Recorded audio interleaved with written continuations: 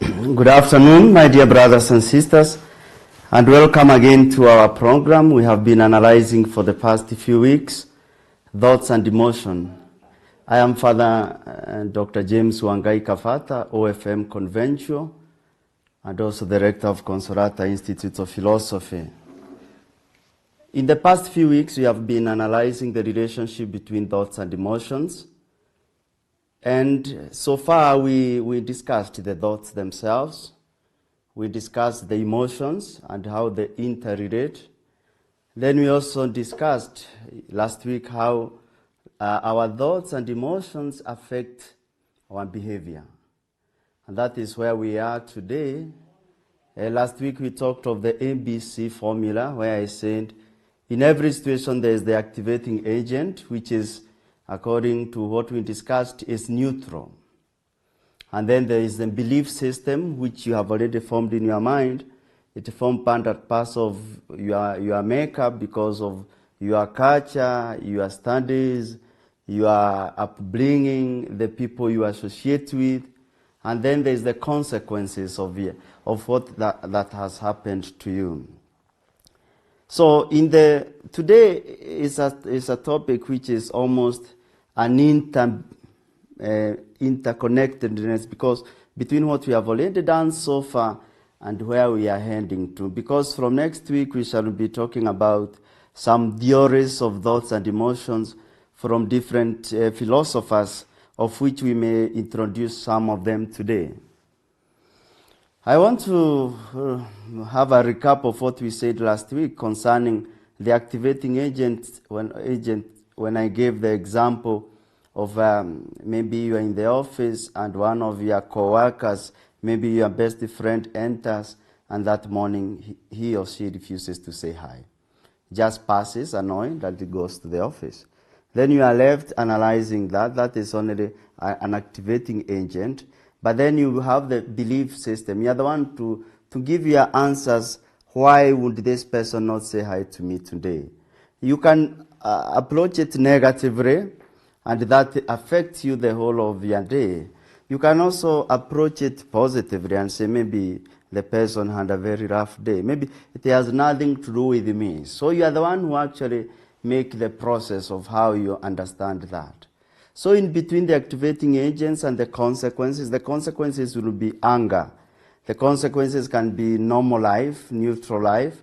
So it depends with how you do it. So you have a lot of power actually to determine how you are going to react to that situation.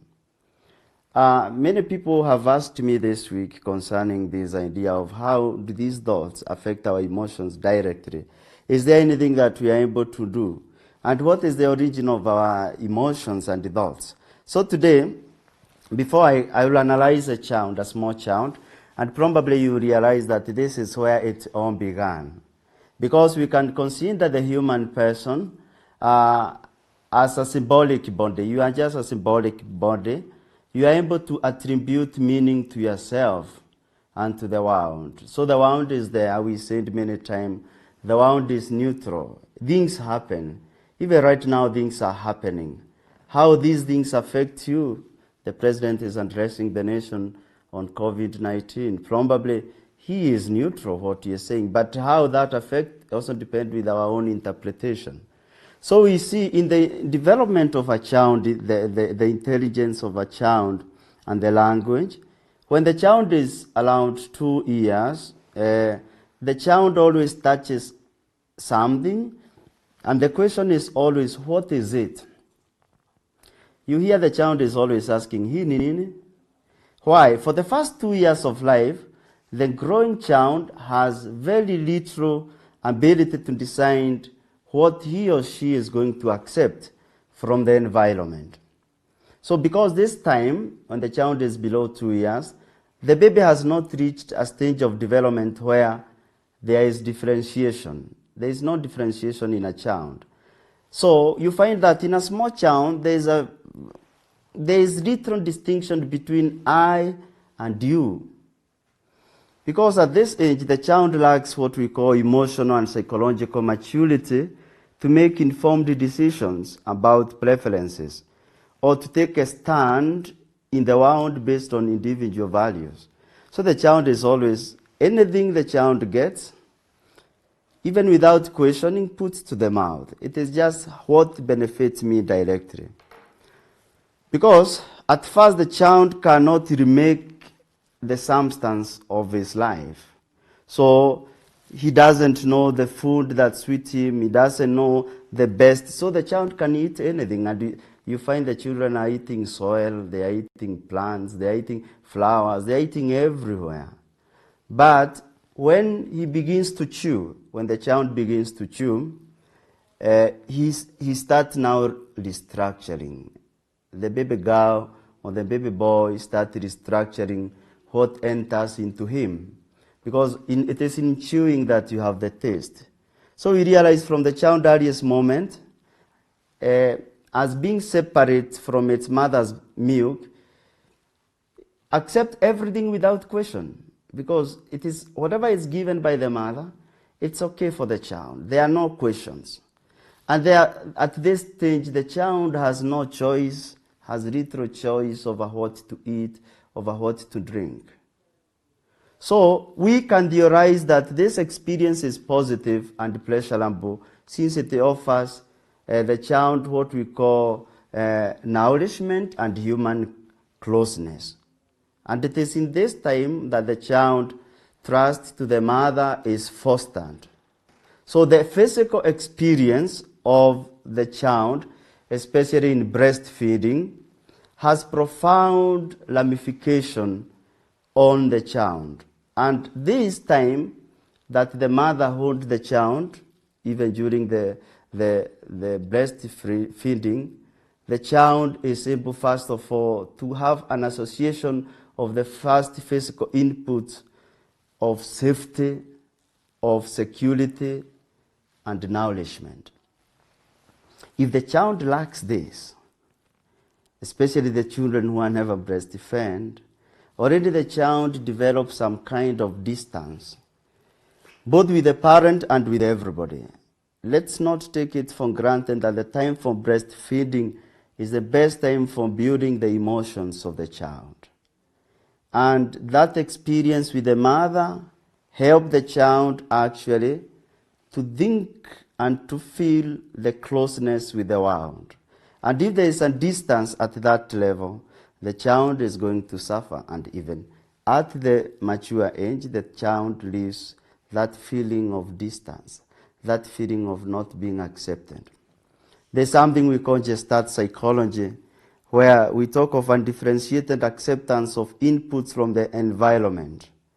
And sometimes when the child is at that age, usually will accept everything that comes from the parents and to those who are close to the child. Again, there's something we call introjection. And in the introjection, at some point the child listens, hears, and sees how the people who surround the child react. So one of the reasons of creating a stable, caring environment for the child is to be able to nurture this child emotionally with a lot of stability so that later in life he is capable of judging or evaluating the environment with the positivity. It can also be with the negativity. At this level, the baby experiences everything it sees, hears, and touches, and without the capacity of comparing or valuing. And it is at this moment that the parents have a big role to play in the life of the child. So, an adult idea of how the world works and how people should react in it is tied on how this adult has experienced the world of a family as an infant. When the experience you had as a child, the love and the closeness can bring a lot of emotional input in your life. So when an adult accepts his or her situation as the way things are, he is or she is definitely affected by the introjection that the person brought from the family. And what is introjection? It can be unhealthy, it can also be healthy. You know, if you don't know, sometimes we think we judge just as our parents did. Sometimes I tell the seminarians, sometimes when we are even preaching, we end up, after doing a lot of philosophy and theology, what we do in the pulpit is mostly the values that we are taught by our parents. If our parents taught us the value of loving, the value of forgiveness, the value of listening, the value of caring, this is what we teach also. This is what we preach. This is how we share with the people out there. The philosophy and the theology help me to integrate all this. But the value system that I took from home is what somebody shares with the world. And now that's why you see sometimes in a family, the child grows accepting the political alignment of the father and the mother without asking questions. Who else influences the child very much are the teachers. Once the child goes to school, you may realize a very good boy who has been taking care of the dog and the sister. Once he goes to school and experience bullying, maybe there are some other children there who never got that emotional stability I was talking about. So there is some boys that are bullies. They beat the young ones. They don't forgive. When the child comes back to the family, you realize that at the same time, the child starts developing these same attitudes, the bullying attitude. And then the child stops taking care of the dogs, start beating the dog and the sister. So introjection is very important. As we come back to the next part of this session, because I think I've analyzed a child with a lot of length, we shall come to realize that this child, probably the upbringing in the first 2 years, because somehow we shall touch again the third and the fourth year, and then we go to an adult, we shall not analyze the whole system, that these 2 years were so important for building the emotional stability of the child. And that is why in Kenya and all over the world, breastfeeding is highly encouraged. Not just as a source of nourishment, because as a source of nourishment, the mother's milk is very healthy for the child. But also at the same time, that moment of breastfeeding, that cuddling, that care, that warmth that the child feels from the mother is very important in the future of this child. It brings a lot of emotional stability, sense of worth, sense of acceptance, sense of being accepted in the society, and also the father touch is also very important. But when we come back, we shall start again analyzing this child and see how this early stage affect the behavior of the child and the emotions of the child as he even become an adult. Let's meet after a short break.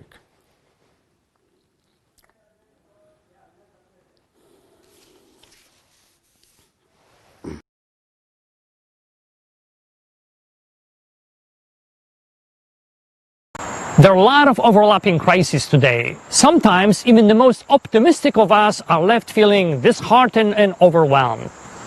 I know you're trying to do the best you can and probably wonder, what else can I do? We have a good news for you. On September 7th, we begin a special free online course on Laudato Si and integral ecology. It's part of our Franciscan Laudato Si Revolution campaign. We need you to be part of the global movement for ecological conversion and systemic change. There is so much at stake. The time to act is now. We want to equip you with this transformative Laudato Si and integral ecology online course. Each of the 10 sessions consists of a short video presentation and some reading material. We have a diverse group of dynamic presenters, theologians, scientists, teachers, and activists. Yes, they will definitely talk about God and our faith, but you will also learn from science. We also have for you a dynamic presentation from a youth-led and influential Sunrise movement for social and environmental change.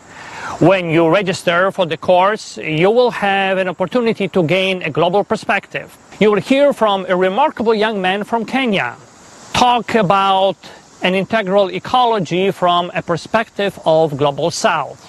Several of my Franciscan brothers will help you delve deeper into Laudato Si.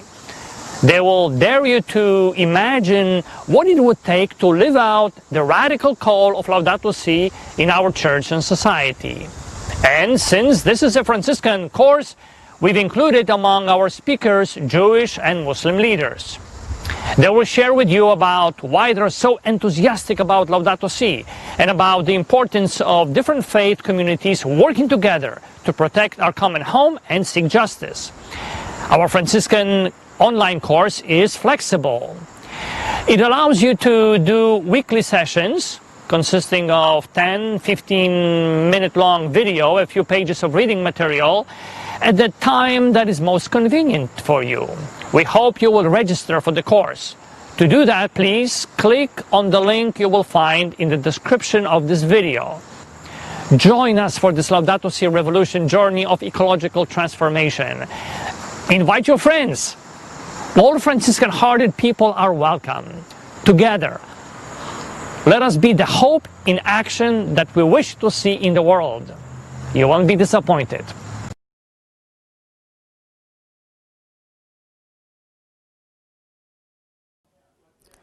We are back, and thank you very much for that short break. We were analyzing how the child develops the emotions, where we said the child in 2 to 3 years has nothing to do with what we call the projection, whereby the child can relate with the environment, can relate with the others. Everything the child gets, everything the child accepts, just take maybe to the mouth. Everything is between I and myself. How does it value to me? It's not a big question for the child. And we also analyze the importance of that moment when the child is very small, the closeness of the child with the mother. The closeness of the child with the siblings, the father, and everyone help the child to develop emotional stability, the emotional stability of acceptance that will take this child up to the level of adulthood. So the child that was breastfed well, the child that was taken care well by the parents, the child that was, cuddled, given a lot of warmth, given quite a good attention. At that stage, the first 2 years, the 3 years I'm talking about, the child even has no choice. Whatever the child is given by the parent, whether it is breast milk or whether it is something else, the child has always to take because has no choice. But we have said that that moment when the child starts chewing becomes very important because the child now can differentiate the taste, can now like milk more than this thing or that other thing. And we said this is the moment of great importance in the development of the human person's emotions. And therefore, it is good. Now, some of us, we cannot go back to that stage, but for those who have children right now, it is good to take care of the moment, that it is not just for these 2 years or 3 years that this child is going to develop some stability, emotional strength, but it is for the rest of their lives. It is possible that there are people who still miss being children, and I sometimes believe that even people who are adults, like a husband, sometimes you can see there is a lot of commotion when there is a young family, when they are newlywed, and there is a lot of love and attention given to the young man, the husband, by the wife. And then after maybe a few months or years, a child is born in the family. And all the attention, unknowingly, the lady takes all the attention to the child. Now, if your husband never developed that emotional stability at that child, it reaches a time that even the husband starts feeling jealous of the children. The way the mother is taking care of the child, preparing nice food, some milk, some ugali, mixed together and then added, spiced and everything. And the husband, sometimes they reach a point, the young husband, that they don't even like the firstborn. Because all the attention has been taken to the child by the mother. I don't know what the wife should do to balance this, because it seems at the end of the day, I'm probably being a bit naughty here. Probably the lady doesn't know that he or she is having two children in the house. The big one, who is the husband, and the small one who they just got with the husband.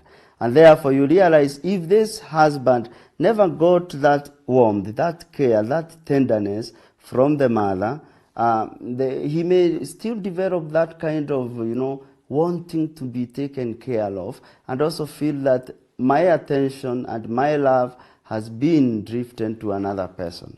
And you realize that they may have some kind of conflicts. These are some of the issues the young couples sometimes have to fight over.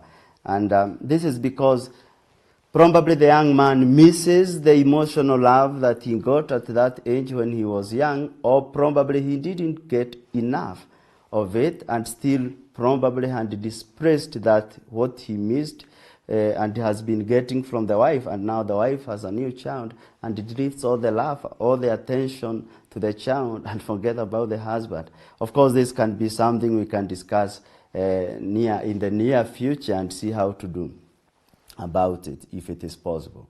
But let us notice that in this early age, the child is only me, I. How does it benefit me? But from 5 to 6 years, the child starts asking something very important. What does this mean?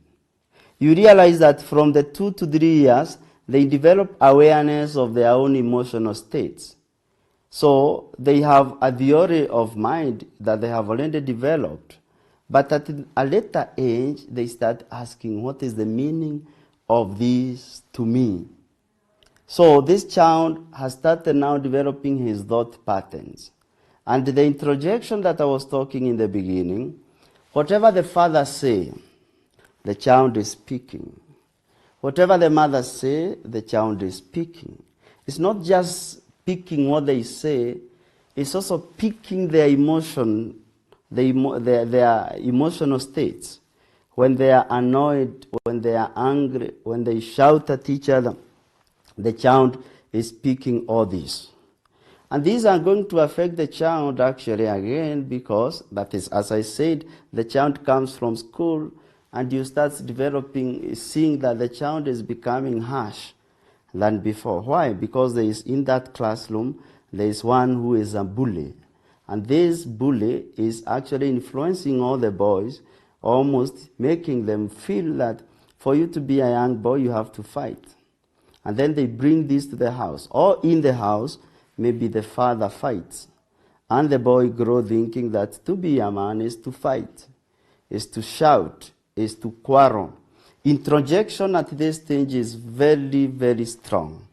They are putting all this, they are internalizing it. They are putting, it's like there is a mirror in their mind, and it is holding everything that they are getting at this stage.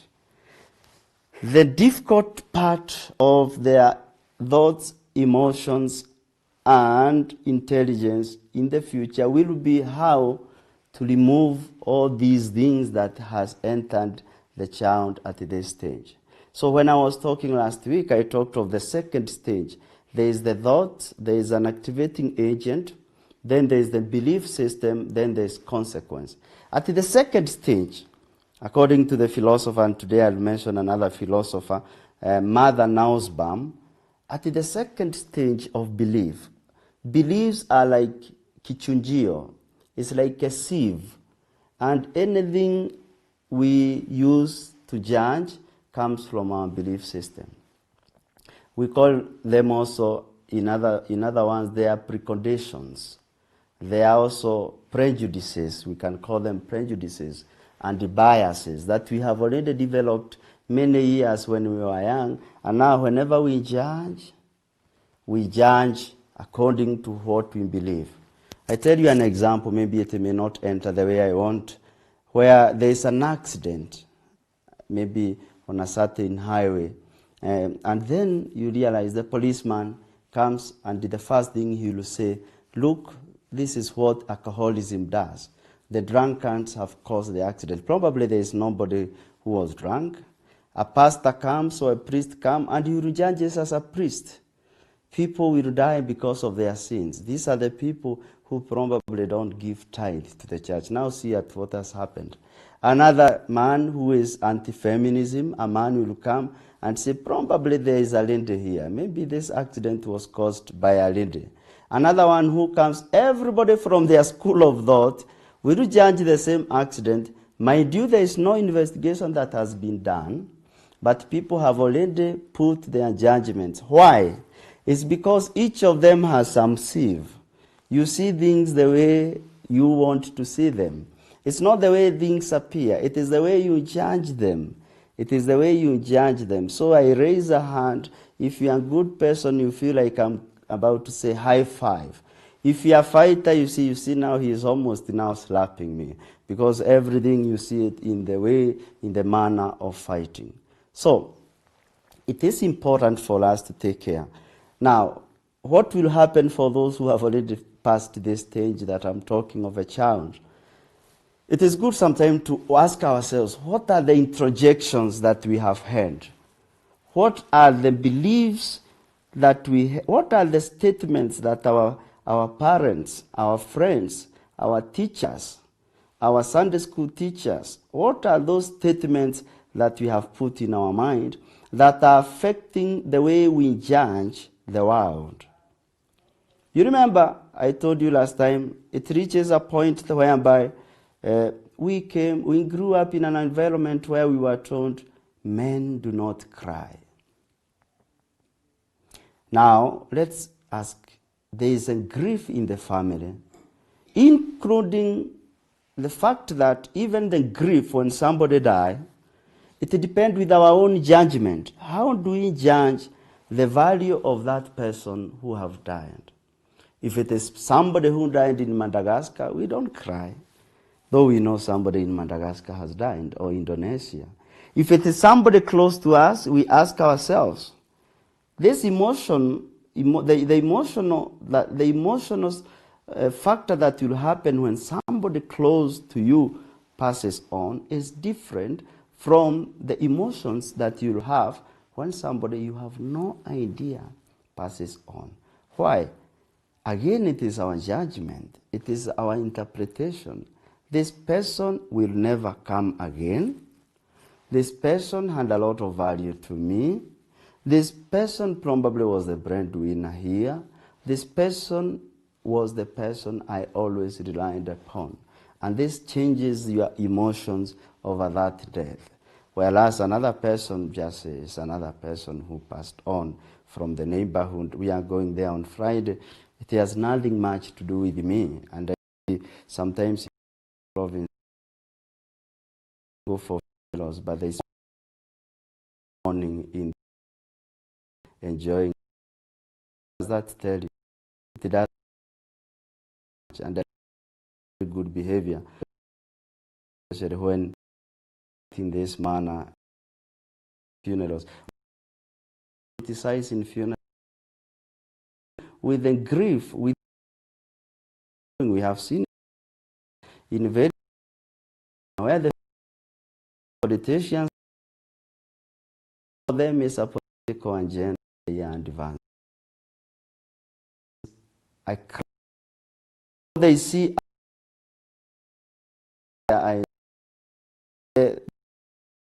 be the coffin, they don't see them. Because grieving person, politician has reached the level of empathizing with those who are looking. He's just fighting for his political agenda. So how do we deal with this? Next week will be, this was today, I've become very repetitive because I want us to usher the second part. That is some theories about emotions, ethics, and literature, which is very good for next week, to start seeing that since we have already passed this young stage where already most of things have been developed, how are we going to handle this? I finished with the word growth today because what we have been discussing so far is good to look for an equilibrium. If you look at the word growth, each letter has a meaning, and the meaning of this word is very important for us. Number one, the letter G stands for God first. In all these things, you cannot handle them yourself. You need God. God must be number one. Number two is responsibility. That is responsibility. Are we responsible enough? Are we taking care of ourselves to a point that we own our thoughts and our emotions? We live in a country where you never hear somebody saying kikombe kimevunjika. We always say nimevunja kikombe. We always say kikombe kimevunjika. And then W is wholesomeness. We have to grow in always. O is opportunities. T is time management. We need to manage our time well so that we don't get overstressed. And the last one is habits. We need to create habits. We all have issues to deal with, but let us know that the habits that we create make who we are. Maybe till next week, when we come to the real material, I wish you a good Monday afternoon. See you. Thank you.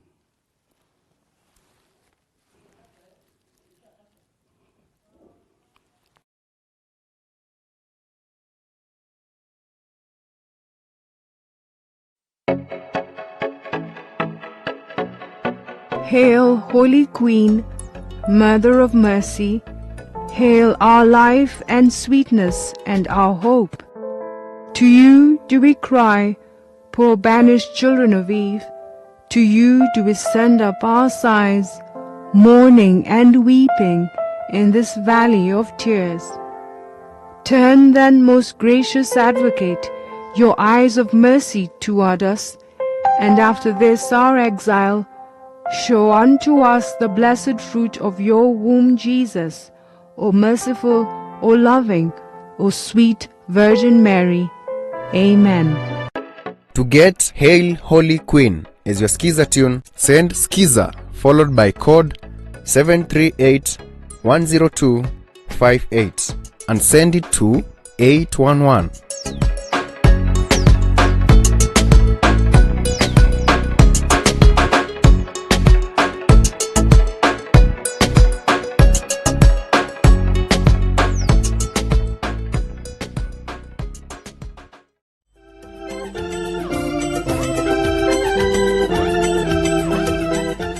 Our masses will start from 6 o'clock in the evening, East African time. Capuchin TV, a Catholic broadcasting ministry. Tunafuraha kukujulisha kwamba misa takatifu ya kila siku ni kama ifuatavyo: saa 1 kamili asubuhi, saa 7:30 mchana, saa 12 jioni na saa 2:30 usiku. Go forth, the mass is ended.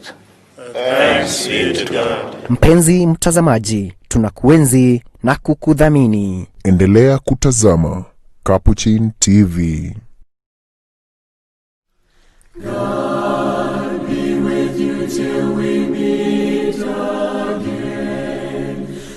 It is with humble acceptance of God's will that the Catholic Diocese of Homa Bay, the Catholic Archdiocese of Kisumu, in conjunction with the Kenya Conference of Catholic Bishop KCCB, announced the death of Bishop Emeritus of Homa Bay, Right Reverend Linus Okok Okwach, which occurred on 12 September 2020 at St. Monica Hospital, Kisumu. He was the firstborn son of the late Mzee Martin Okwach and the late Mama Wilfrida Otieno from Jola Parish, Kisumu Archdiocese. The body will arrive in Homa Bay on 29 September 2020 for Vigil Mass at 5 p.m. The funeral Mass will begin at 10 a.m. at Homa Bay High School grounds on Wednesday 30th September 2020. The late bishop will be buried at St. Paul's Cathedral, Homa Bay.